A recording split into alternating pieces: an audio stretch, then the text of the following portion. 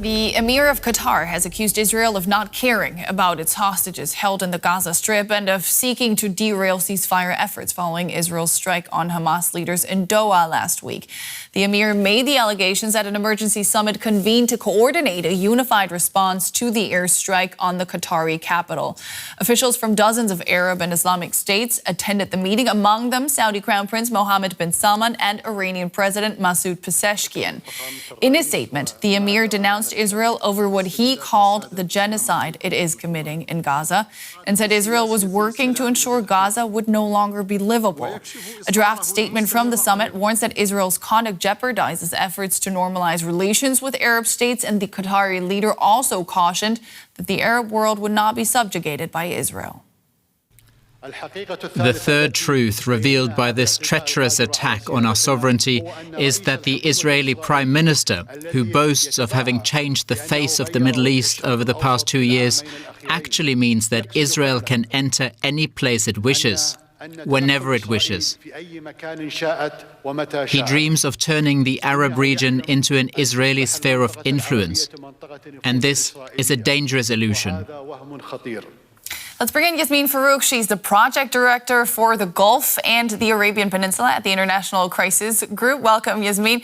Now, is this summit, in your opinion, real leverage or just lots of rhetoric and symbolism?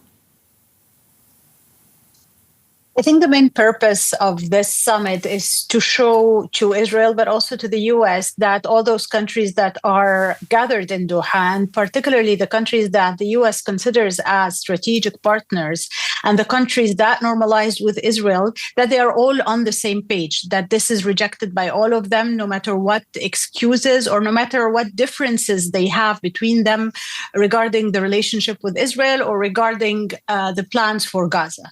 So I think the main message that is sending now, it is a message of unity, but not necessarily of actions that will be taken. A message of unity, and we've seen a draft statement that warns that Israel is jeopardizing ties precisely with these Arab states. Do you actually expect, though, Saudi Arabia, the UAE, or others to freeze or reverse normalization, or would that be an empty threat?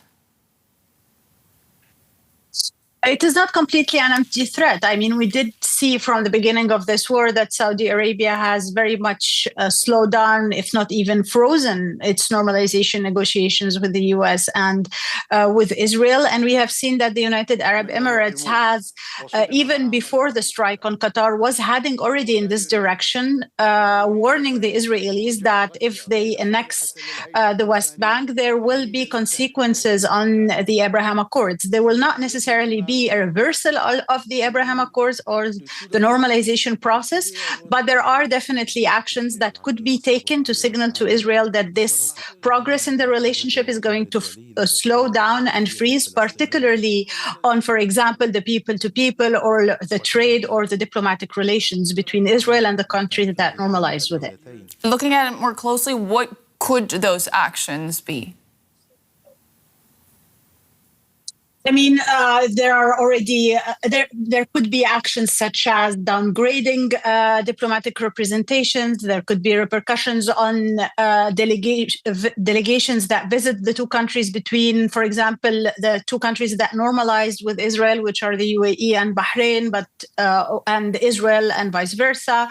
There could be a freeze in trade talks, or even in trade. There could be a freeze in invitations to events, and we have already seen this in the case of the Dubai Expo. So there are several diplomatic and especially in the public diplomacy realm steps that the countries that normalized with Israel could start by taking. Now, there are more serious measures that the Gulf countries can take, but I'm not sure we're still at this, we're yet at this stage.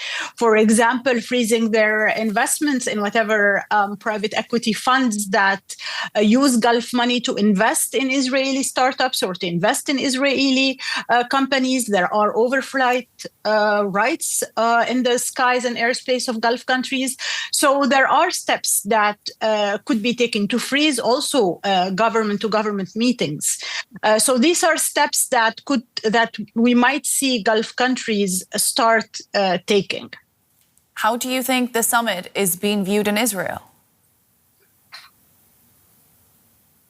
I mean, we have seen today the press conference between Secretary Rubio, who is visiting Israel.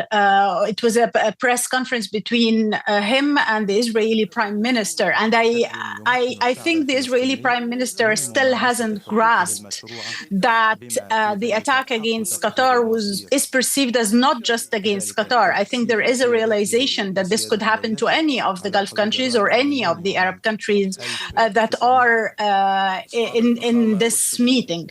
The statements were still within the same policy, actually doubling down on warning Qatar and other countries, and not actually expressing any kind of reconsideration or reassessment of the Israeli strike on Qatar. On the contrary. Some analysts believe that Israel wants to shift the mediating role from Qatar to Egypt. Would you expect that to yield more promising results than what we've seen so far? This is based on the premise that Qatar was the problem in the mediation, which was not the case. Qatar has already been working with Egypt on the mediation, and the problem is not really the mediators. The problem is the parties to the conflicts, each one of them, whether Israel or Hamas, stalling at some point.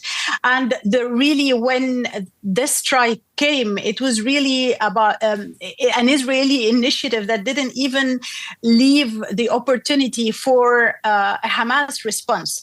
So I don't see if the parties, and particularly Israel, is not going to invest in a mediation process or a negotiation process, then taking the mediation from Qatar to Egypt or even to a third party is not going to make a difference. Mm-hmm. You, of course, follow the region very closely, and I do want to look at the bigger picture here, because the summit was, of course, called in the wake of Israel's attack on Doha. Netanyahu says it was targeting Hamas officials there. What do we know about the militant leaders living in Qatar? Because you mentioned it there, Netanyahu today doubled down, saying that Hamas leadership was safe nowhere in the world and that they would not shy away from striking them wherever they were hiding. Again, I think that the Hamas leaders actually, they were lucky, or they escaped the attack. So the attack has been more damaging than anything else. It has damaged the relationship with Qatar, not only when it comes to the relationship between Israel and Qatar, but also between the United States and Qatar, because the United States is the main guarantor of this process, is the main guarantor of Qatari security and defense. So again, the impact of Hamas is maybe a little bit more pressure from Arab countries to make concessions, but I think we were already heading in this direction of, evolving Arab positions to put more pressure on Hamas. But there must be a space for negotiations. This attack sent the message that Israel is not willing to leave more space for negotiations. Do you expect anything happening at the summit to actually change the course of the war in Gaza? I think there are many discussions on potential actions to be taken, but that also involve sending a unified message not only to Israel, but to the United States. Gulf countries believe that the U.S. is actually the only actor in the world who can yield influence on Israel to go back to the negotiation process. If your question is about any form or sort of coercive actions that these countries could take, I don't expect that to happen. Mm-hmm. But I expect that there is a discussion going on sending unified messages to Washington at the same time of that unified message that is being sent to Israel. That's Yasmine Farouk of the International Crisis Group. Thanks so much for your input. Thank you for having me.